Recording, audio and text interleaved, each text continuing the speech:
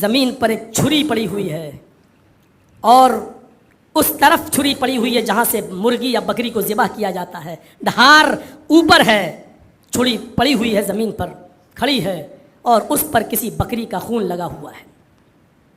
ایک کتے کی نظر اس چھری پر لگے ہوئے خون پر پڑتی ہے. کتا اس خون کو چاٹنے کے لیے جاتا ہے اور اس نے اپنی لمبی سی زبان نکالی اور جیسے اس چھری پر لگے ہوئے خون کو چاٹا, کتے کی زبان کٹ جاتی ہے اور اس کی زبان سے نکلنے والا خون اس چھری میں لگ جاتا ہے. کتا دیکھ رہا ہے, وہ سمجھتا ہے کہ ابھی خون اور باقی ہے, پھر اس کو چاٹتا ہے, زبان دوسری جگہ سے کٹتی ہے اور پھر خون اس چھری پہ لگ جاتا ہے. کتا اس خوش فہمی میں مبتلا ہے ابھی اور خون باقی ہے, وہ چاٹتا جا رہا ہے اور اس کی زبان کٹتی جا رہی ہے, یہاں تک کہ اس نے چاٹ چاٹ کر اپنے آپ کو ہلاک کر دیا. یہی صورتحال آج ہماری ہے. ہم دوسرے کو برباد کرنا چاہتے ہیں, دوسرے کے پیچھے پڑے ہوئے ہیں اور ہم اپنے آپ کو ہلاک کرتے چلے جا رہے ہیں اس کتے کی طرح. یہ مثال ہم نے دی ہے.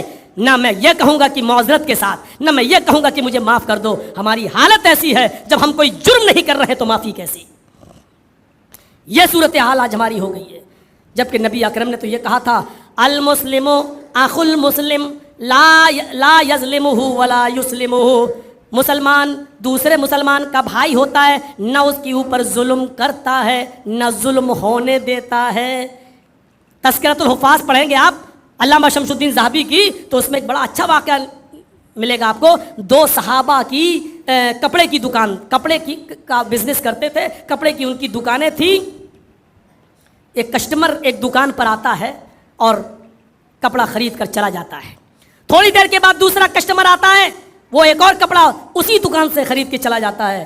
تیسرا کسٹمر ایک اور آتا ہے, وہ بھی اسی دکان پر آتا ہے اور وہ بھی کپڑا خرید کے چلا جاتا ہے. تھوڑی دیر کے بعد ایک چوتھا کسٹمر آتا ہے, وہ بھی اسی دکان پر آتا ہے اور کپڑا دکھانے کے لیے کہتا ہے.